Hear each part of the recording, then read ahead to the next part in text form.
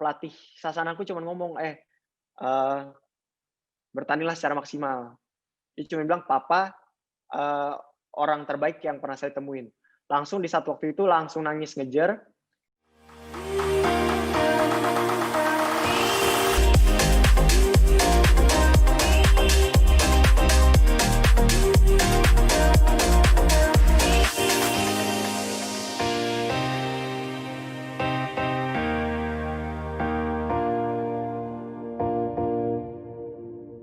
Kalau dalam pertandingan lain kan ini Edgar sudah melewati berbagai macam pertandingan nih.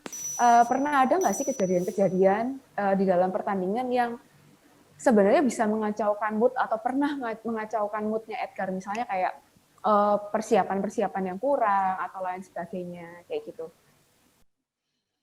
Eee, Banyak sih ya sebenarnya yang bisa mengacaukan mood, bisa mengacaukan pertandingan, banyak banget yang udah aku laluin. Karena, apa yang kita harapkan belum tentu kejadian juga seperti itu.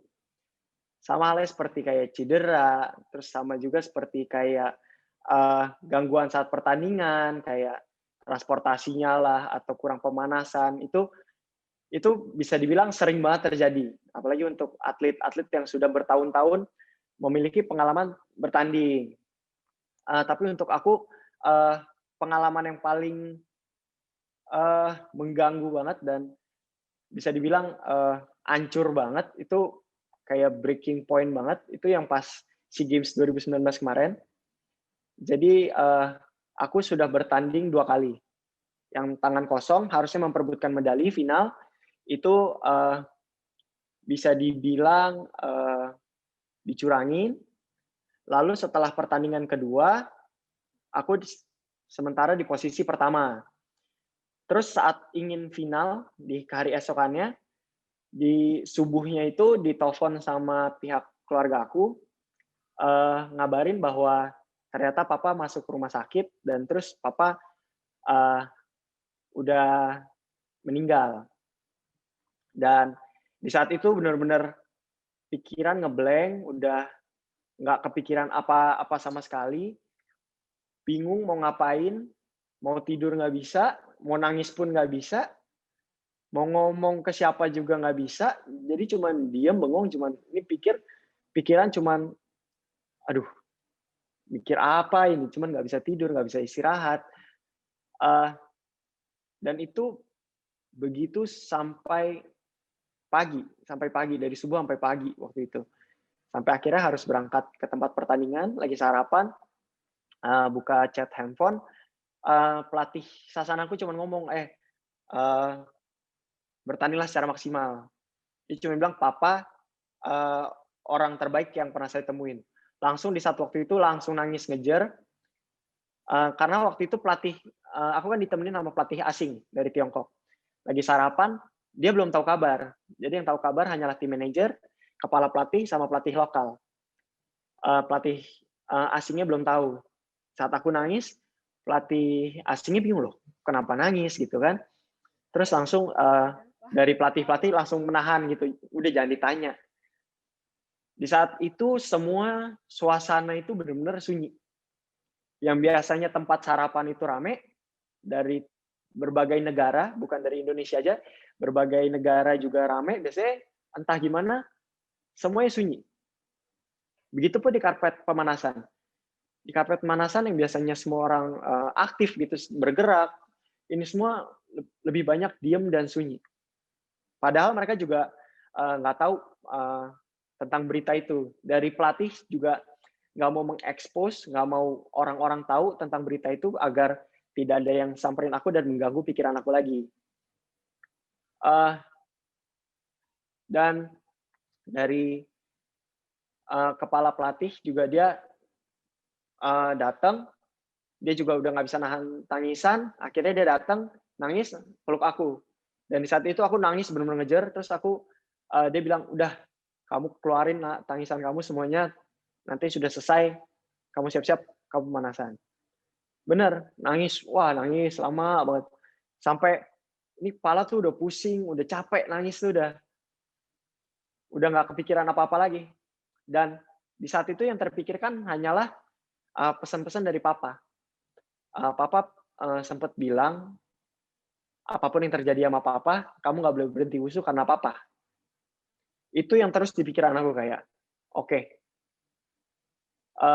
jadi yang pasti telepon sama keluargaku juga itu, papa itu tinggal pakai alat lagi mau dilepas.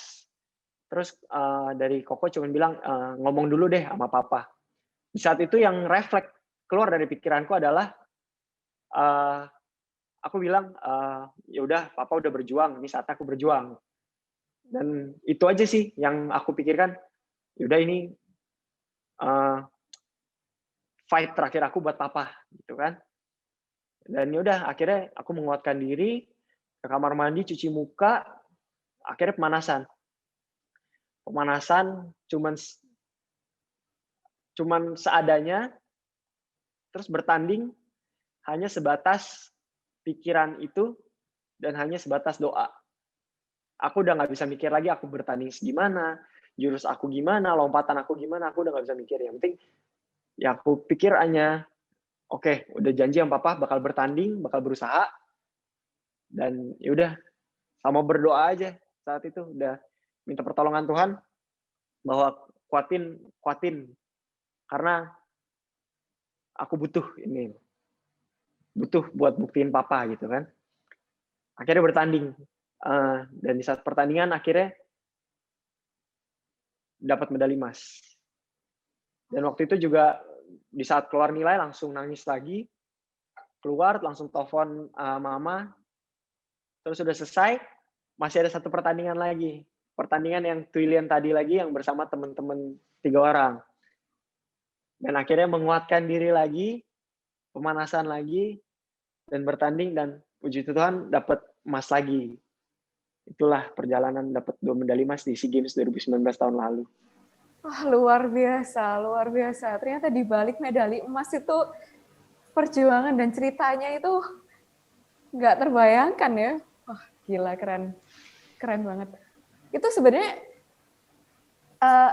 adalah bukti dari kesungguhan Edgar dalam latihan sih sebenarnya. Jadi kayak karena sebenarnya kita itu kan harus percaya sama badan kita gitu ya.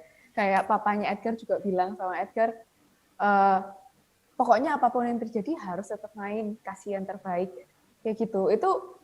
Itu kata-kata menguatkan yang sangat baik, yang sangat positif. Apalagi Edgar dalam perjalanannya juga papa selalu membekali dengan kata-kata, kalau ini adalah pilihanmu kan kamu harus bertanggung jawab gitu. Sehingga dalam setiap latihannya Edgar itu sudah benar-benar serius dalam menjalankan.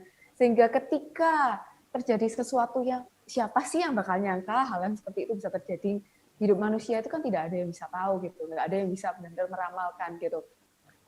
Ya nggak ada yang mau juga terjadi kejadian seperti itu, apalagi di saat-saat genting mau bertanding memperebutkan medali gitu kan.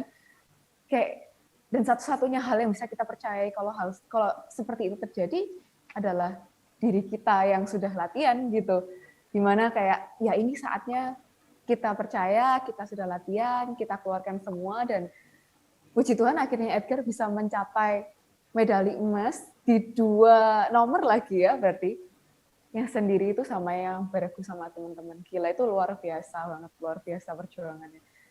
Papa dari Suga itu benar-benar bangga sih. Dan itu saya rasa juga, wah, pesannya Papa benar-benar mendarah daging di Edgar tuh. Dibawa di latihan, di pertandingan, di setiap langkahnya gitu.